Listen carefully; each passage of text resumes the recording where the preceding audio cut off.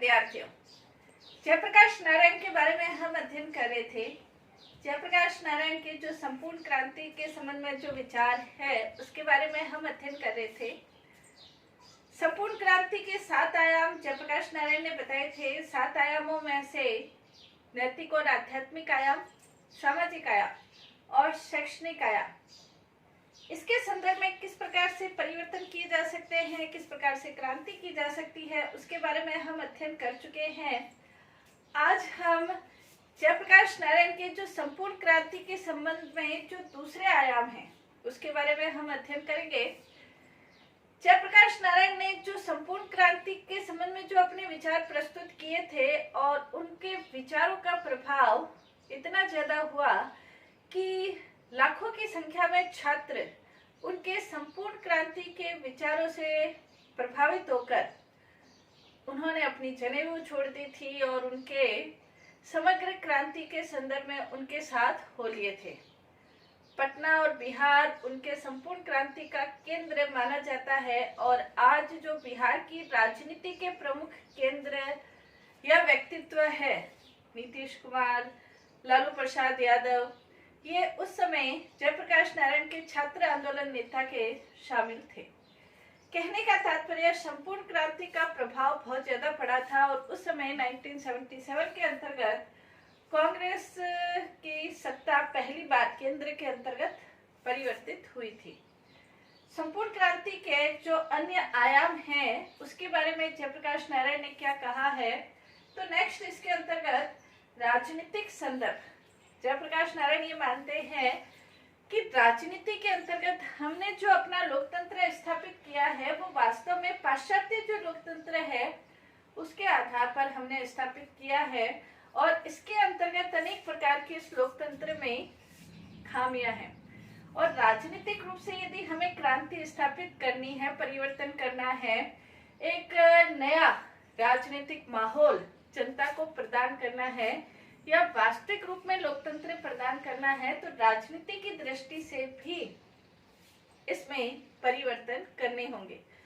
तो क्या परिवर्तन करने होंगे, तो उन्होंने ये कहा कि राजनीति एक मानव कल्याण का साधन होना चाहिए। राजनीति को लोग साध्य नहीं माने, बल्कि राजनीति के अंतर्गत आने वाले लोग इसे मानव कल्याण के संदर्भ में देखें और वो अपने जीवन का लक्ष्य मानव कल्याण माने। जब ऐसे व्यक्ति, मानव कल्याण की सोच रखने वाले व्यक्ति राजनीति के अंतर्गत आएंगे तभी राजनीति विशुद्ध रूप से कार्य कर पाएगी। नेक्स्ट उन्होंने ये कहा कि वर्तमान जो दलगत राजनीति है और दलों की स्वार्थ प्रवृत्ति के कारण जो लोकतंत्र दूषित होता है, वो मानते थे कि ये दलगत प्रक्रिया में सुधार होना चाहिए। दलगत राजनीति से भारतीय लोकतंत्र को बचाना है। सत्ता का केंद्रीयकरण, वो ये मानते थे कि सत्ता का प्रवाह ऊपर से नीचे नहीं हो, बल्कि जो सत्ता है वो गांव-गांव, मोहल्ले-मोहल्ले तक पहुंचे और गांव-गांव, मोहल्ले-मोहल्ले तक सत्ता का प्रवाह हो और जो सत्ता है वो नीचे से ऊपर की ओर जाए, यानी कि सत्ता का केंद्रीकरण कर दिया जाए और आम व्यक्ति, समाज के आम व्यक्ति तक सत्ता पहुंचे। ये उनका सपना था। साथ ही वो ये मानते थे कि राजनीति के अंतर्गत जो स्वार्थ प्रवृत्ति है उस स्वार्थ प्रवृत्ति का निदान होना चाहिए और व्यक्ति कल्याण की भावना के अंतर्गत राजनीति में प्रवेश करना चाहिए। साथ ही जनता के अंतर्गत अपने अधिकार क्या है, कर्तव्य क्या है, न सिर्फ अधिकारों की जानकारी हो बल्कि कर्तव्यों की भी जानकारी हो। भारत के अंतर्गत यदि हम देखें तो कर्तव्य तो दूर की बात है, अधिकार कितने हैं ये भी व्यक्तियों को पता नहीं होते। तो जयप्रकाश नारायण ये मानते थे अधिकार और कर्तव्यों के बारे में जनता जागरूक हो, साथ ही जनता में इतनी सामर्थ्य हो कि यदि सत्ता का दुरुपयोग होता है और यदि सत्ता के अंतर्गत संकीर्णता प्रवेश करती है तो जनता सत्ता के दुरुपयोग को रोकने की सामर्थ्य जनता के अंतर्गत हो तभी वास्तव में लोकतंत्र स्थापित हो सकता है। साथ ही उन्होंने कहा कि लोकतंत्र राजनीतिक के अंतर्गत संपूर्ण क्रांति करने के लिए आवश्यक है कि लोकतंत्र को उसकी वास्तविक सत्ता प्रदान की जानी चाहिए, और ये वास्तविक सत्ता तब प्राप्त होगी जब प्रेस का, न्यायपालिका का, विपक्ष का और बुद्धिजीवी लोगों का नियंत्रण सरकार के ऊपर होगा। अगर सरकार के ऊपर इनका नियंत्रण, प्रेस का, न्यायपालिका का, विपक्ष का, बुद्धिजीवी वर्ग का, यदि जनता के ऊपर, सरकार के ऊपर नियंत्रण न हो तो सरकार मनमाना कार्य करेगी और वो लोकतंत्र वास्तविक लोकतंत्र नहीं होगा। साथ ही उन्होंने ये कहा कि जन समितियों के माध्यम से भी सरकार के ऊपर नियंत्रण रखा जाना चाहिए और जनता को ये अधिकार होना चाहिए प्रत्यावहन, यानी कि यदि जनता ने एक बार अपने प्रतिनिधियों को चुना है तो उन्हें वापस बुलाने का अधिकार भी होना चाहिए। जब राजनीति के अंतर्गत इस प्रकार के परिवर्तन या कह सकते हैं कि इस प्रकार के सुधार होंगे तो वास्तविक रूप में लोकतंत्र स्थापित होगा और इसके अंतर्गत राजनीति स्वच्छ होगी। और साथ ही इसके अंतर्गत उन्होंने ये कहा कि भारत के अंतर्गत यदि हम देखें तो नेक्स्ट जो हमें सुधार की आवश्यकता या क्रांति की आवश्यकता सांस्कृतिक संदर्भ में भी लानी है। उन्होंने ये कहा कि भारत की जो सांस्कृतिक परंपराएं हैं वो बहुत समृद्ध परंपराएं रही है और भारत सांस्कृतिक दृष्टि से ही, सांस्कृतिक परंपराओं की विशुद्धता की दृष्टि से, श्रेष्ठता की दृष्टि से ही विश्व गुरु कहलाता था। तो अब आवश्यकता इस बात की है कि उन्हीं सांस्कृतिक परंपराओं को हमें वापस से लागू करना है। तो उसके लिए क्या करना होगा? तो जयप्रकाश नारायण ये कहते हैं कि मानवीय जो आध्यात्मिक परंपरा है, हमारी जो भारत की आध्यात्मिक परंपराएं हैं, आध्यात्मिक परंपराओं का यहाँ तात्पर्य नैतिक परंपराओं से है, उन परंपराओं को हमें पुनर्जीवित करना होगा। जहाँ भारत वसुधैव कुटुंब की स्थापना करना चाहता है, एक के खुद के हित में सभी का हित, सबके सुख में अपना हित, अपना सुख, जहाँ भारत की सांस्कृतिक विरासत रही है, उसी सांस्कृतिक विरासत को वापस से लागू करने की आवश्यकता है।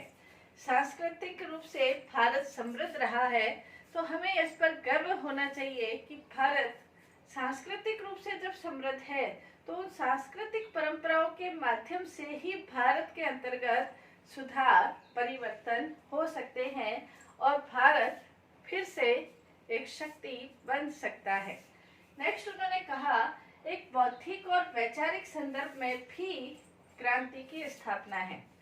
जनता का प्रमुख रोल लोकतंत्र के अंतर्गत, जनता वैचारिक और बौद्धिक रूप से निर्णय लेने में सक्षम होनी चाहिए, बौद्धिक रूप से शक्तिशाली होनी चाहिए, सामर्थ्यवान होनी चाहिए।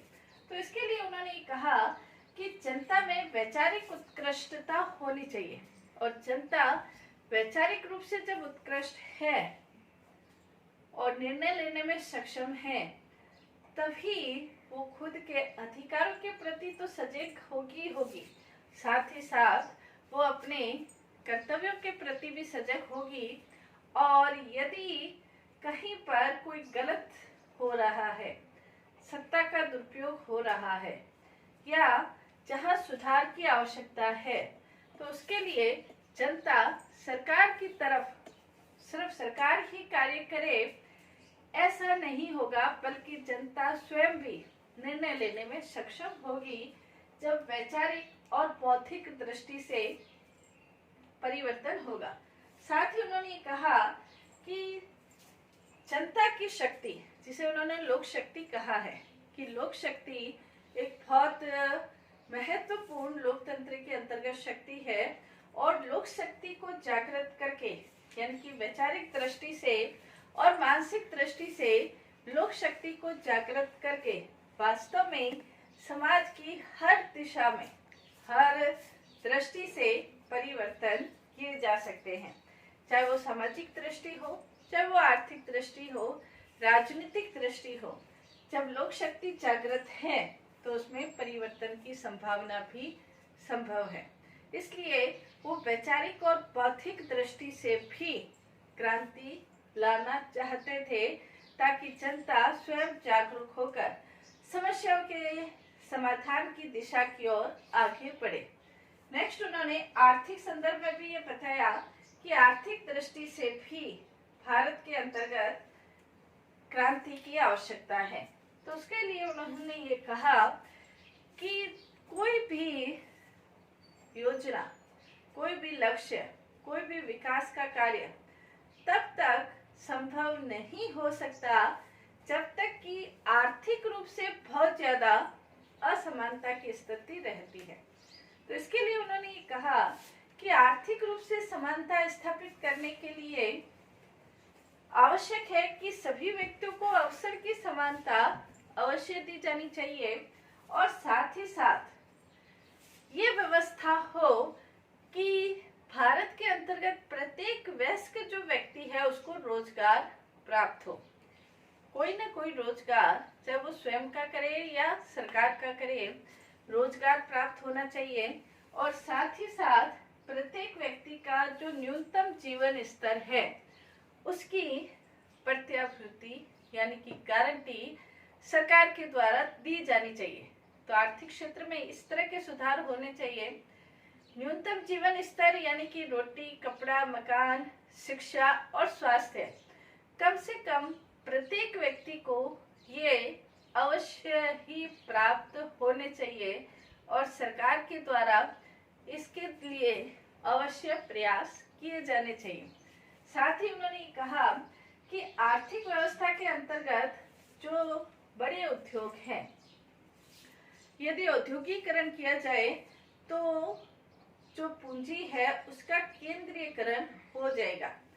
तो सरकार की जो आर्थिक नीतियां हैं उसमें इस तरह का प्रयास होना चाहिए कि जो मध्यम उद्योग और जो लघु उद्योग और साथ ही जो ग्रामों के उद्योग हैं उनको बढ़ाने का प्रयास, उन उद्योगों को लागू करने का प्रयास, उन उद्योगों को सुविधा सहायता देने का प्रयास सरकार के द्वारा भी किया जाना चाहिए, और लोग भी इस दिशा में कार्य करें तो आर्थिक रूप से भारत समृद्ध, आत्मनिर्भर बन पाएगा। साथ ही उन्होंने ये कहा कि जिनके पास, जैसे महात्मा गांधी ने ट्रस्टीशिप का सिद्धांत दिया है, ये भी यही कहते हैं, जयप्रकाश नारायण भी यही कहते हैं कि ट्रस्टीशिप के द्वारा जिनके पास भी पैसा ज्यादा है तो आत्म अनुशासन रखे।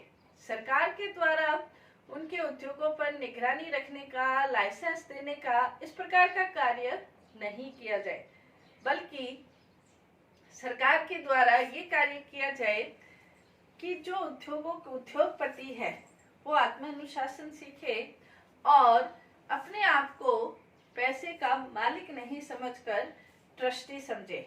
अपनी आवश्यकताओं की पूर्ति होने के बाद जो उनका पैसा है वो उसमें मेरापन नहीं हो, बल्कि वो पैसा वो समाज के हित में खर्च करे, अपने आप को ट्रस्टी मानकर समाज के हित में खर्च करे।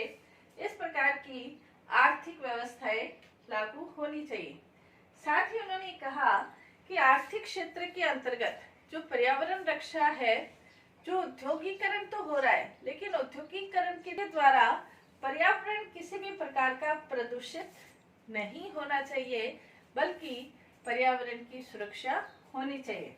साथ ही उन्होंने कहा कि जो आर्थिक क्षेत्र में हमें जो परिवर्तन करने होंगे, आर्थिक क्षेत्र में जो परिवर्तन होंगे उसके अंतर्गत आर्थिक असमानताओं से विभिन्न, आर्थिक असमानताओं से अलग वर्ग विहीन समाज की रचना करना, जहाँ पर किसी भी प्रकार की आर्थिक असमानता नहीं हो, किसी भी प्रकार का वर्ग नहीं हो, न कोई पूंजीपति वर्ग हो, मध्यम वर्ग हो, बल्कि इस प्रकार के वर्ग विहीन समाज की स्थापना होनी चाहिए।